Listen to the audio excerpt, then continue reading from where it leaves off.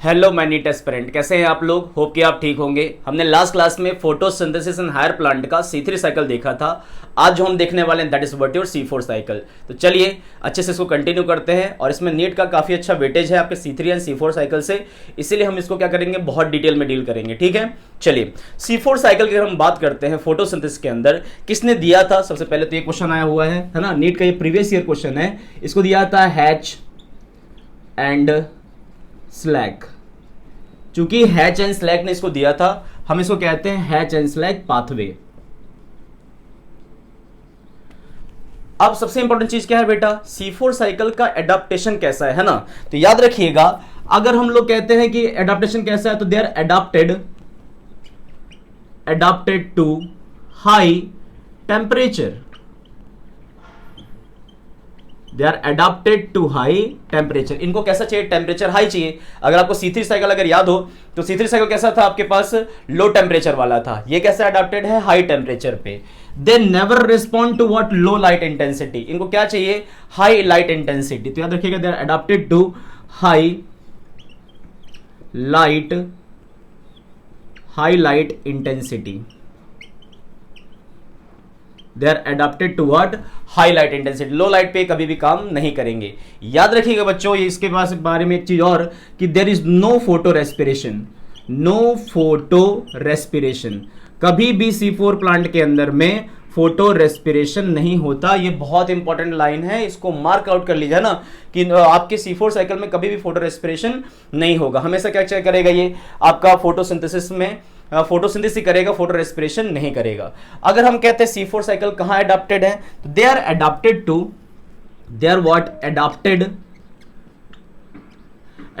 To dry tropical region, है ना।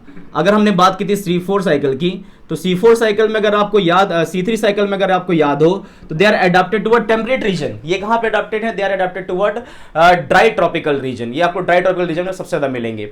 C4 cycle अगर हम बात करते हैं बच्चों, तो इसकी एक एनाटॉमी होती है जिसको हम कहते हैं क्रंज एनाटॉमी। इनके लीफ की एनाटॉमी है। लीफ की एनाटॉमी कैसी है, ये है आपके पास जिसको हम कहते हैं क्रंज एनाटॉमी, है ना, क्रंज एनाटॉमी। Cringe anatomy. अब ये क्रंज एनाटॉमी क्या होती है, इसको हम बोलते हैं वृत्त और नेकलेस, है ना। नेकलेस जैसी क्या होती है, एनाटॉमी होती है C4 प्लांट के लीफ की। तो चलो थोड़ा सा लीफ देख लेते हैं कैसा है। तो अगर हम कहते हैं कि मान लो C4 प्लांट की क्या है, ये लीफ है बच्चों, तो याद रखिएगा ये रहा इसका एपिडर्मिस, और ये मोनोकॉट की लीफ है। एपिडर्मिस, ऊपर भी क्या होंगे, स्टोमेटा होंगे। तो ये आपकी क्या है, आपके पास एपिडर्मिस हो गई। ये भी क्या हो गया, एपिडर्मिस ही हो गई, लोअर एपिडर्मिस। एंड तुमको पता होना चाहिए कि मोनोकॉट लीफ में there is no differentiation between what, palisade mesophyll and spongy mesophyll, है ना। तो कहने का मतलब क्या हुआ, यहाँ पे आपके पास क्या दिखेंगे, यहाँ पे कहीं ना कहीं आपको बुल्ली फॉर्म सेल्स मिलेंगे। यहाँ पे बुल्ली फॉर्म सेल्स मिलेंगे जो क्या करेंगे, लीफ को रोल करेंगे। यहाँ पे आपके कहीं ना कहीं क्या मिलने वाले हैं, आपको स्टोमेटा मिलने वाले हैं, है ना। तो जो स्टोमेटा रहेगा वो दोनों साइड में रहेगा। मोनोकॉट की कैरेक्टरिस्टिक होती है ये कि इसमें डंबल शेप क्या रहेंगे, स्टोमेटा रहेंगे, और वो दोनों साइड में प्रेजेंट रहेंगे, चाहे वो अपर एपिडर्मिस हो चाहे वो लोअर एपिडर्मिस हो। तो ये रहे आपके पास स्टोमेटा जो कि है डंबल शेप।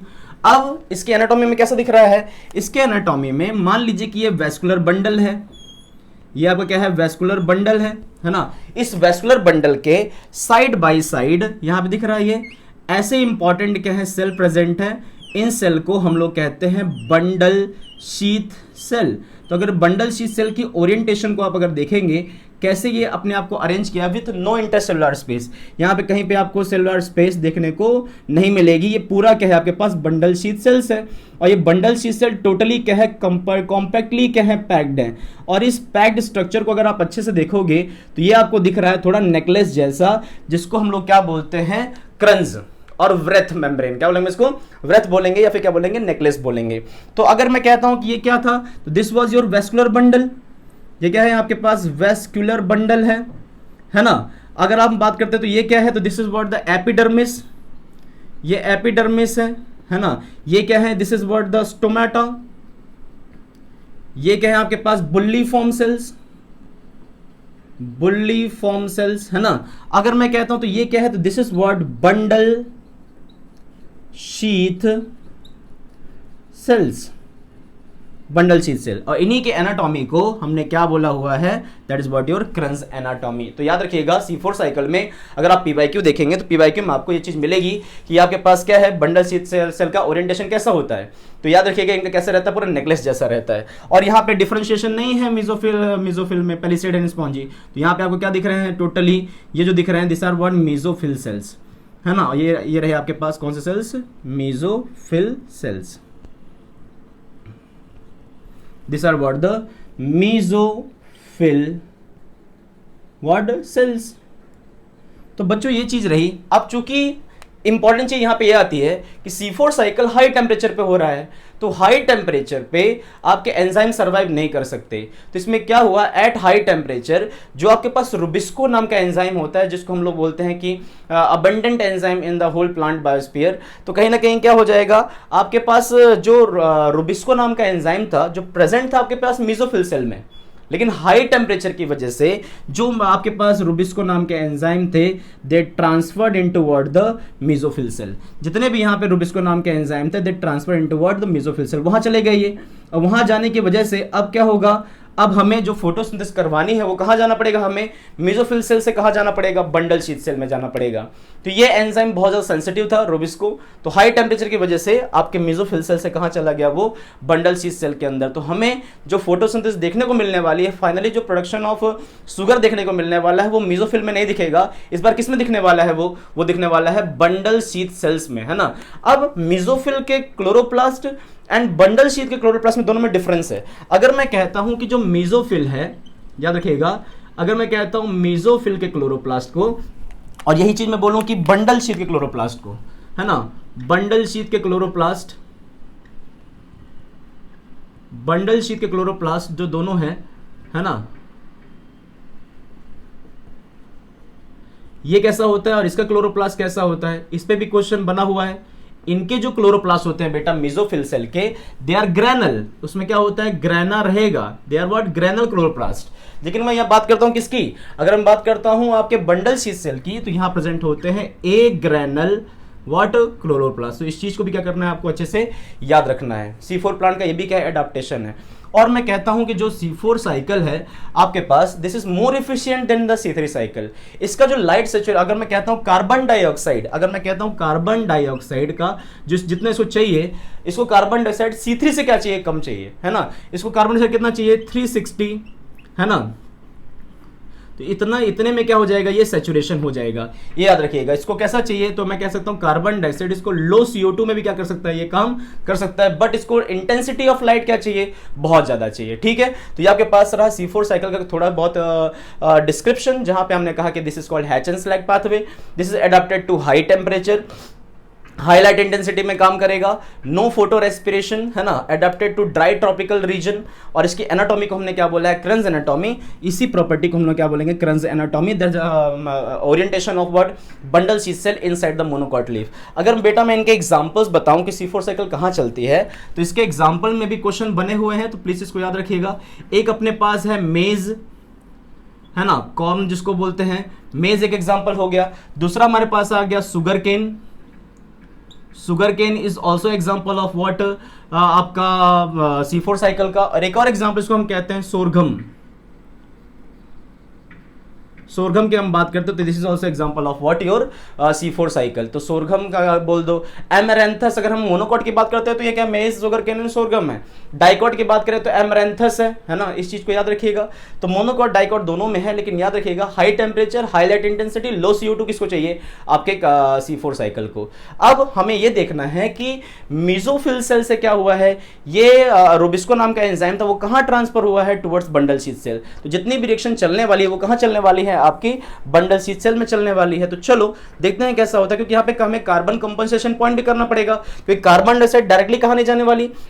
कार्बन डाइऑक्साइड को पहले लेगा कौन, तो कार्बन डाइऑक्साइड को पहले लेगा आपका कौन, मीजोफिल सेल, फिर उसको ट्रांसफर कहां करना पड़ेगा, बंडल शीथ सेल में। तो कहीं ना कहीं मुझे जो साइकिल दिखने वाली इसमें दो सेल लगने वाले हैं। पहला कौन सा है, मीजोफिल सेल, जहां कार्बन डाइऑक्साइड का फिक्सेशन होगा। उसके बाद सेकंड फिक्सेशन जो होगा वो कहां होगा, आपके बंडल शीथ सेल में। तो याद रखिएगा इस चीज को, आपके C3 साइकिल में वन टाइम क्या था, कार्बन फिक्सेशन था। आपके C4 साइकिल में कितने बार हो रहा है, 2 बार क्या होगा, कार्बन फिक्सेशन होगा। देखिए कैसे होगा, ठीक है। तो अब यहां पे हम बात करते हैं सबसे पहले, तो फील करिए इस चीज को कि आपके पास क्या है, समझिए कि ये आपके पास क्या है, एक मीजोफिल सेल है, ठीक है। ये एक रहा आपके पास मीजोफिल सेल प्लांट का। अब ये रही उसके ऊपर क्या, सेल वॉल, है ना। तो ये रही उसकी सेल वॉल। एंड तुम्हें पता होना चाहिए कि एक सेल दूसरे सेल से कैसे अटैच होता है प्लांट में। तो प्लांट में एक सेल अटैच होता है दूसरे सेल से बाय मींस ऑफ प्लाज्मोडेस्माटा। तो this is what your bundle sheath cells. ये क्या है आपके पास, this is what your bundle sheath cells and they are connected via plasmodesmata. और ये जो आपको दिख रहा है, this is what the cell wall, है ना। तो सेल वॉल को भी क्या करना है, याद रखना है। अब आपके पास दो सेल हो गए, एक का नाम हो गया जिसको हमने बोला था मीजोफिल सेल, और दूसरा कौन सा हो गया आपके पास, बंडल शीथ सेल। तो ऊपर जो आपको दिख रहा है, this is what mesophyll cell, जहां पे कार्बन डाइऑक्साइड एंटर करेगी। फिर कार्बन डाइऑक्साइड को ले जाके हमें कहां ट्रांसपोर्ट करना पड़ेगा, आपको ट्रांसपोर्ट करना पड़ेगा बंडल शीथ सेल में। फिर बंडल शीथ सेल से क्या करना पड़ेगा, रीजनरेट करके हमें क्या करना पड़ेगा, ऊपर वापस लाना पड़ेगा, तब सजा के क्या चलेगी, साइकिल चलेगी। तो याद ध्यान से सुनिए बच्चों। अब यहां पे क्या हो रहा है, तो आपके सामने ये जो सेल है, this cell is called what, the mesophyll cell, है ना। और दूसरा कौन सा है आपके पास, this is called what, bundle sheath cell, है ना। इस चीज को याद रखिएगा, क्लियर है। अब बच्चों यहां पे हमारे पास मीजोफिल सेल हो गया, दूसरा कौन सा हो गया, बंडल शीथ सेल हो गया। अब कार्बन डाइऑक्साइड एंटर करेगी, तो कार्बन डाइऑक्साइड देखो कहां से एंटर करने वाली है, आपके स्टोमेटा के थ्रू क्या करेगी, एंटर करेगी। तो ये आया आपके अंदर carbon dioxide, that is 6 molecule of carbon dioxide, 6 molecule of carbon dioxide enter किया। अब यहां पे चूंकि रुबिस्को एंजाइम तो है ही नहीं, तो यहां पे कार्बन फिक्सेशन किसी और एंजाइम के थ्रू होने वाला है। तो याद रखिएगा आपके पास 6 मॉलिक्यूल, ये भी याद रखिएगा कि आपकी C4 साइकिल जब 6 बार चलेगी तभी क्या होगा, एक ग्लूकोज बनेगा। जैसे C3 साइकिल 6 बार चल रही थी तब क्या हो रहा था, एक ग्लूकोज बन रहा था। वैसे ही यहां पे C4 साइकिल 6 टाइम चलेगी तो क्या होगा, आपके पास एक ग्लूकोज बनने वाला है। तो 6 कार्बन डाइऑक्साइड एंटर किए, 6 कार्बन डाइऑक्साइड को पकड़ा किसने, तो पकड़ा यहां पे फॉस्फोइनॉल पायरुवेट। बोलो बच्चों क्या बोलेंगे हम इसको, फॉस्फोइनोल पायरुवेट, शॉर्ट फॉर्म में हम कहते हैं PEP, है ना। ये भी कितने हैं टोटल, ये भी कितने रहेंगे, 6। अगर 6 कार्बन डाइऑक्साइड है तो PEP भी कितना होगा, 6 होगा। अब यहां पे इन दोनों क्या करने वाले, और कितने कार्बन कंपाउंड है बच्चों, तो ये 3 कार्बन कंपाउंड है। तो 3 कार्बन कंपाउंड कौन है, PEP है। एक कार्बन कंपाउंड कौन है, कार्बन डाइऑक्साइड का है। तो अब हम क्या करेंगे, इन दोनों को क्या करेंगे, फिक्स करेंगे। फिक्स किया हमने, फिक्स किया तो क्या हो जाएगा, आपके सबसे पहले होगा carbon fixation, this is what the carboxylation कह दो, या फिर क्या कह दो इसको हम पहला प्रोसेस कहेंगे जिसको हम कहेंगे फिक्सेशन होगा। और यहां पे जो एंजाइम यूज होने वाला है, याद ना, C3 साइकिल में आपके पास रुबिस्को एंजाइम ने कार्बन डाइऑक्साइड को ट्रैप किया था। C4 साइकिल में फॉस्फोइनोल पायरुवेट कार्बोक्साइलेज, जिसको हम शॉर्ट फॉर्म में हम क्या बोलते हैं, PEP केस। क्या बोलते हैं इसको, PEP केस। अगर आपको PEP केस का फुल फॉर्म जानना है तो PEP केस की अगर मैं बात करता हूं, that is what, phosphoenolpyruvate carboxylase. हाँ, तो ये कौन है आपके पास, फॉस्फोइनोल पायरुवेट कार्बोक्साइलेज। ये वही एंजाइम जो क्या करेगा, C4 साइकिल के अंदर आपके कार्बन डाइऑक्साइड को ट्रैप करेगा। अब नेक्स्ट क्या हो जाएगा यहां पे, तो चूंकि हमारे साइकिल का नाम क्या है, C4 साइकिल, तो कहीं ना कहीं देखिए बच्चों क्या हो रहा है, 6 × 3, है ना, 18 और 18 प्लस 6 कितना हो गया, 24। तो 24 को हमें क्या करना है, 4 में डिवाइड करना है। तो हम क्या करेंगे, यहाँ पे हमें क्या मिला, 6 मॉलिक्यूल ऑफ, यहां मिला हमें C4 एसिड। क्या मिला, C4 एसिड मिला। और C4 एसिड का जो नाम है, that is what your oxalo acetic acid जिसको हम कहते हैं OAA। तो OAA कितने कार्बन कंपाउंड है बच्चों? तो ये कंपाउंड है आपके पास 4 कार्बन कंपाउंड। तो 4 × 6 24 और 6 × 3 18, 18 + 6 is 24। तो आपने जब फिक्सेट किया तो आपने 18 + 6 24 एंड 6 × 4 इज व्हाट 24। तो आपने जो पहला वाला आप जो कार्बन डाइऑक्साइड फिक्सेशन के बाद प्रोडक्ट बना है C3 साइकिल में क्या बना था? PGA बना था। यहाँ क्या बना है? OAA जिसको हम कहते हैं C4 एसिड, ऑक्जेलो एसिटिक एसिड। ये पूछता है कि C4 का पहला स्टेबल कंपाउंड कौन सा था? तो याद रखिएगा उसका नाम एग्जांपल क्या रहेगा? OAA। C3 में कौन था? तो PGA। C3 में कौन सा एंजाइम यूज हुआ था? तो आपके पास यूज हुआ था रुबिस्को। यहाँ पे कौन सा एंजाइम यूज हुआ है? PEP केस, है ना। और यहाँ पे पहला क्या हुआ है? Carbon fixation. कार्बन फिक्सेशन के बाद जो नेक्स्ट बात आ रही है, अब कार्बोक्सिलेशन हो गया, फिक्सेशन हो गया। अब इसको हम क्या करेंगे? ट्रांसपोर्ट करेंगे। तो कार्बन डाइऑक्साइड के बाद ट्रैप के बाद अब जो नेक्स्ट टॉपिक आने वाला है, अब इसको हमें ट्रांसपोर्ट करना है। तो ट्रांसपोर्ट करने के लिए पहले कुछ तो बनाना पड़ेगा। तो your ऑक्जेलो acetic acid change into what? Malic acid. किसमें चेंज हो जाता है ये? Malic acid. ये भी कितने कार्बन कंपाउंड है बच्चों? 4 कार्बन कंपाउंड। ये भी कितने मॉलिक्यूल बनेंगे? 6 molecule of malic acid. 4 molecules of मतलब 6 मॉलिक्यूल्स ऑफ ऑक्जेलो एसिटिक एसिड से क्या बनेगा? 6 मॉलिक्यूल ऑफ मैलिक एसिड बनेगा। अब यहाँ पे क्या होगा? जब मैलिक एसिड बनता है बच्चों तो यहाँ पे क्या होगा? आपके पास 6 मॉलिक्यूल ऑफ NADPH यूज होते हैं। और क्या हो जाएगा? NADPH यूज होने के बाद क्या बनेंगे? 6 मॉलिक्यूल ऑफ NADP+। तो 6 मॉलिक्यूल्स ऑफ NADPH कहां पे यूज होते हैं आपके पास? कहीं ना कहीं ऑक्जेलो एसिटिक एसिड से कहां पे? मैलिक एसिड में।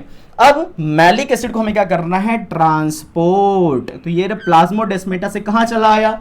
ये चला आया आपके बंडल शीथ सेल में। तो इसको हम कहेंगे ट्रांसपोर्ट, है ना। तो ये ट्रांसपोर्ट हो गया। अब ये ट्रांसपोर्ट कौन सा प्रोसेस था? तो this was the second process, है ना। सबसे पहले हमने क्या किया? फिक्सेशन। नेक्स्ट कौन सा किया हमने? आपके ट्रांसपोर्ट। तो हमने PEP और कार्बन डाइऑक्साइड को ट्रैप करने के बाद हमने क्या बनाया? C4 acid. C4 एसिड कौन है आपके पास? ऑक्जेलो एसिटिक एसिड। अगर आप कहते हैं कार्बन डाइऑक्साइड मॉलिक्यूलर फॉर्म में कभी भी अटैक करेगा? नहीं करेगा। तो हम क्या करते हैं यहाँ पे HCO3- बाइकार्बोनेट फॉर्म में क्या करेंगे? हम इसको रिएक्ट करवाएंगे किससे? फॉस्फोइनोल पाइरुवेट से। टेक्स्ट बुक में आपके सामने HCO3- लिखा होगा। ये वैसा है कि जैसे carbon dioxide react with water to form what? Carbonic acid. And carbonic acid के बाद वो H+ को निकाल क्या बना देगा? बाइकार्बोनेट। तो ऐसे 6 बाइकार्बोनेट क्या करेंगे? एंटर करेंगे किसके साथ रिएक्ट करने के लिए? आपके PEP के साथ। तब जाके क्या होगा? कार्बोक्सिलेशन। फिर क्या बनेगा आपके सामने? ऑक्जेलो एसिटिक एसिड। ऑक्जेलो एसिड से क्या बनेगा? Maleic acid. 6 molecule of NADPH use हुए हैं और क्या बना है? 6 NADP+ क्या हुआ है? बना है। अब मैलिक एसिड क्या करेगा? एंटर करेगा, ट्रांसपोर्ट होगा किसमें?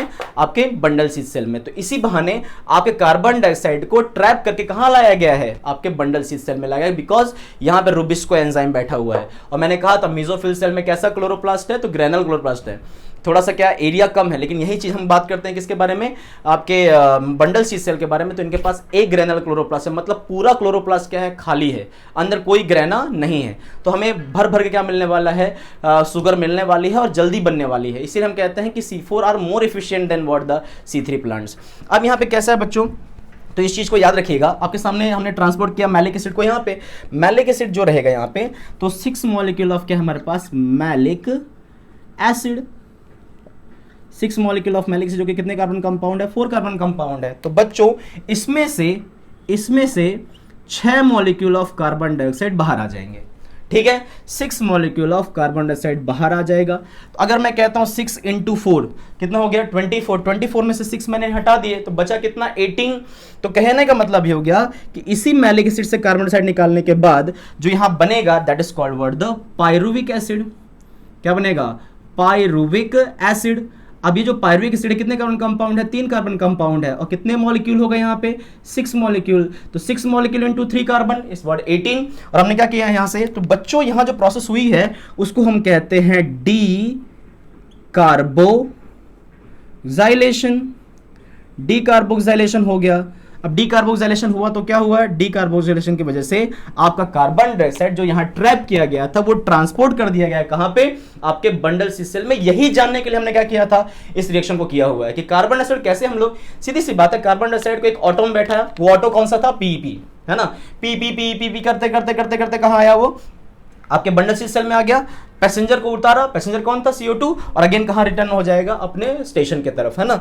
तो पायरुविक एसिड क्या करेगा, अब यहां से क्या होगा, रीजनरेट होगा, है ना।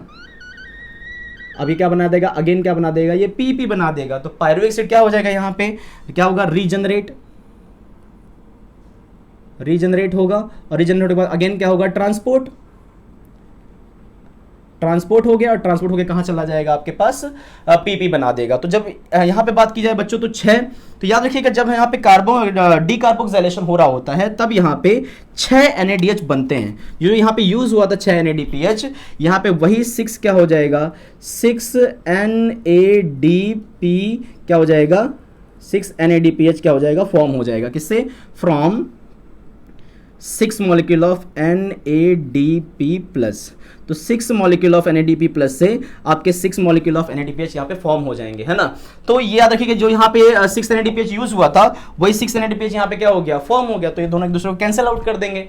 अब यहाँ पे जो 6 कार्बन डाइऑक्साइड है ये रिएक्ट करेगा किसके साथ, ये रिएक्ट करेगा आपके RUBP के साथ। किसके साथ रिएक्ट करेगा, RUBP के साथ रिएक्ट करेगा, 6 मॉलिक्यूल ऑफ RUBP, और दोनों किसको रेट करवाएंगे, यहाँ पे जो एंजाइम होगा उसका नाम क्या है,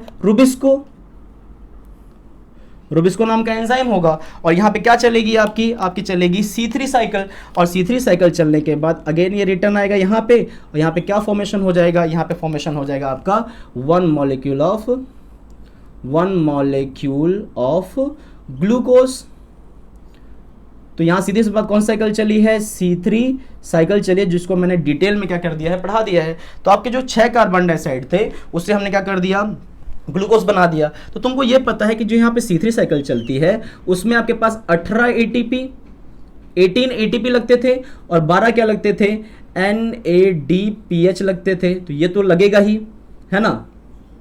आपकी C3 साइकिल का अगर मैं रिजल्ट बोलता हूं तो C3 साइकिल में इतना लगता था, लेकिन हमारे C4 साइकिल में थोड़ी सी एनर्जी ज्यादा लगती है, बिकॉज यहाँ पे एक एंजाइम यूज होता है, इसका नाम है डाइकाइनेज। क्या नाम है इसका, डाइकाइनेज नाम है बच्चों। तो डाइकाइनेज में कैसा करता है, डबल ATP यूज करता है, मतलब एक पायरुविक एसिड को एक PP बनाने के लिए 2 ATP यूज करेगा। तो यहाँ पे 6 मॉलिक्यूल्स है, तो यहाँ पे कितने ATP यूज होने वाली है, एक्स्ट्रा में आपके पास 12 ATP क्या करने वाला है, ये यूज करने वाला है, यूज्ड, है ना। तो याद रखिएगा आपके पास जब रीजनरेशन होता है तो यहाँ पे आपके 12 ATP क्या होती है, यूटिलाइज होती हैं, क्या करने में, आपके पायरुविक एसिड को रीजनरेट करने में, किसमें, PEP बनाने में।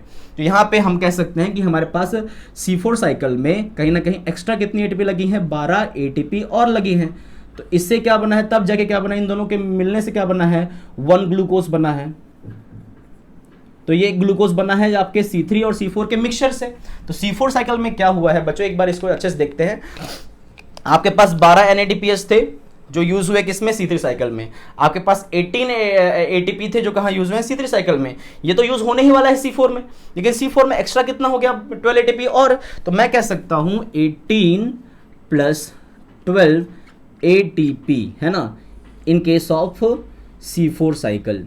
तो C4 साइकिल में टोटल एक ग्लूकोज बनाने के लिए कितनी ATP यूज हुई, तो यहां पे याद रखिएगा ये आंसर है 30 ATP से क्या बना है, एक ग्लूकोज बना हुआ है।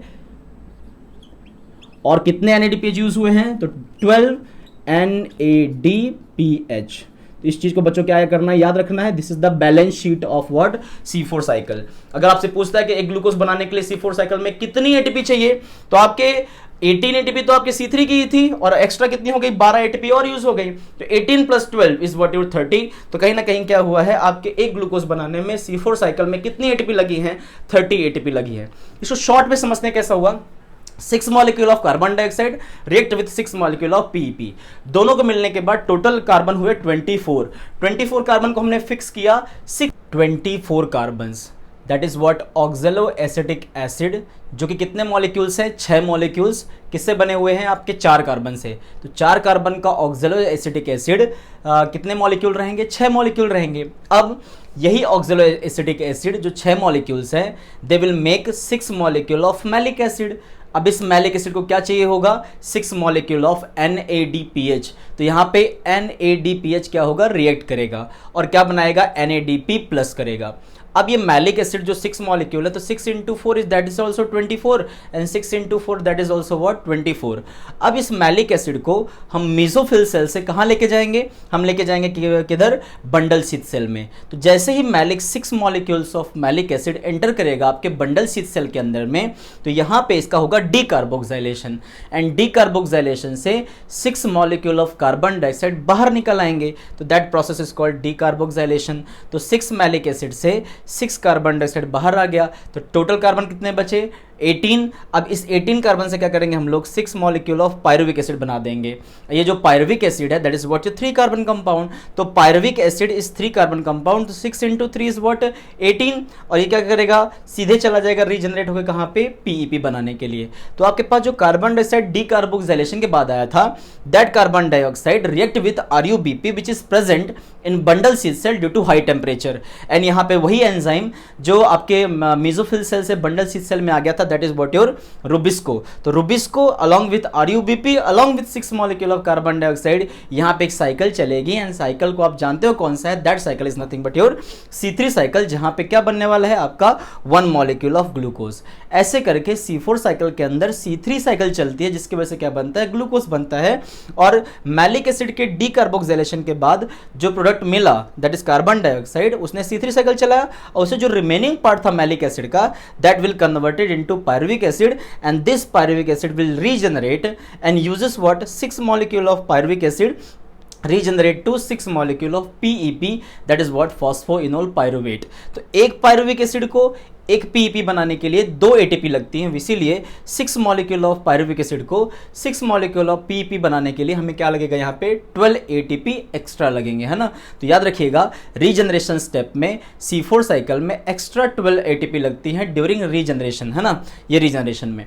तो अब ये कहा जाता है कि C4 साइकिल में टोटल एटीपी कितनी लगी। तो आपको ये चीज़ पता होगी बच्चों, जो मैंने C3 साइकिल पढ़ाया हुआ था कि C3 साइकिल में 18 एटीपी लगती थी एंड 12 NADPH लगते थे, है ना। तो यहाँ पे क्या हो गया आपके पास 12 NADPH और 18 ATP, लेकिन हमारे C4 साइकिल में एक एक्स्ट्रा क्या हुआ है, 12 ATP एक्स्ट्रा ऐड हुआ। तो हमारा C3 साइकिल तो अंदर चल रहा था, तो C3 साइकिल को भी ऐड करेंगे, साथ में C4 साइकिल का जो एक्स्ट्रा लगा है उसको भी क्या करेंगे, ऐड करेंगे। दोनों को मिला के कहेंगे कि C4 साइकिल में इतना ATP क्या हुआ है, यूटिलाइज हुआ है, क्या बनाने के लिए, एक ग्लूकोज बनाने के लिए। तो 18 ATP from C3 cycle and 12 ATP from your C4 के रीजनरेशन स्टेप में। तो 18 + 12 together is what your 30 ATP and that is what your 12 NADPH।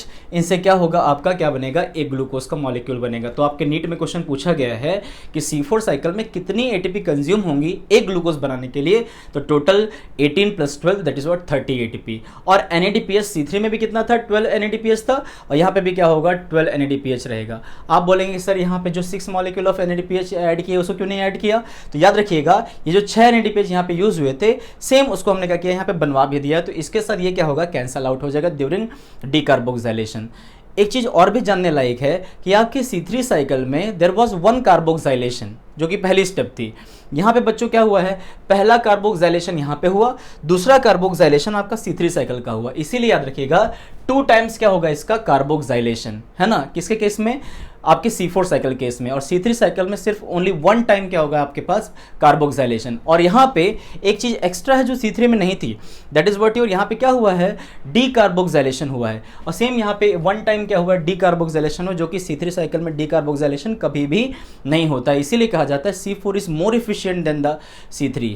अब कहा जाता है C3 कहाँ पे था, C3 लो टेम्परेचर पे था, C4 कहाँ पे, हाई टेम्परेचर पे है।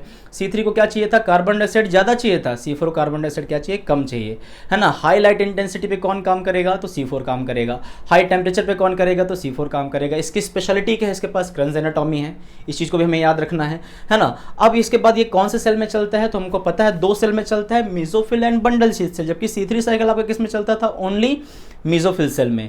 वहां पे RUBP क्या करता था, कार्बन डाइऑक्साइड को ट्रैप करता था। यहाँ पे कौन ट्रैप कर रहा है, फॉस्फोइनोल पायरुवेट। वहां फर्स्ट स्टेबल कंपाउंड कितने का था, पीजीए, 3 PGA, 3 फॉस्फोग्लिसरिक एसिड, यहाँ पे कौन है आपके पास, ऑक्जेलो एसिटिक एसिड, चूंकि पहला कार्बन कंपाउंड 4 कार्बन का है, दैट इज ऑक्जेलो एसिटिक एसिड, इसीलिए साइकिल का नाम क्या दिया गया था, C4 साइकिल बाई हैचेनस्लैक, ठीक है। और उसका पहला वाला जो कार्बन कंपाउंड बना था वो 3 कार्बन का था, जिसको बोलते थे 3 फॉस्फोग्लिसरिक एसिड, इसकी वजह से उसका नाम क्या पड़ा, C3 साइकिल। तो होप कि आपको C3 में C4 में क्या हुआ डिफरेंस पता चल गया होगा। आपके पास एग्जाम्पल भी C4 में मैंने बताया हुआ है कि maize, sugar cane and sorghum are the examples of और C4 प्लांट्स। तो सारी चीज़ें हमने डिस्कस कर ली है। क्रंस एनाटॉमी नहीं भूलना है आपके पास, हैच एंड स्लैग पाथवे नहीं भूलना है आपको, ये पूरी साइकिल नहीं भूलनी है, कितनी एटीपी कहाँ कहाँ यूटिलाइज हुई हैं, कहाँ कहाँ NADPH लगे हैं, सारा चीज़ अगर आप कंबाइन करेंगे तो एक अब फुल पैकेज आपको मिलता है किसका, C4 साइकिल का। उसके बाद कोई भी PYQ सेक्शन प्रीवियस ईयर के कोई भी आप क्या लगाइए क्वेश्चंस लगाइए, आपको कभी भी डिफिकल्टीज नहीं आएंगी, ये मेरा प्रॉमिस है, ठीक है। तो आप इसको क्या करिए, वीडियो को पॉज करके बढ़िया से इसको, एक ही स्लाइड में सब कुछ है तो आप अच्छे से क्या कर लीजिए, इसको नोट डाउन करिए, फिर आप प्रीवियस ईयर क्वेश्चंस लगाइए, 110% आपको क्वेश्चन सॉल्व होंगे, ठीक है। चलिए, थैंक यू।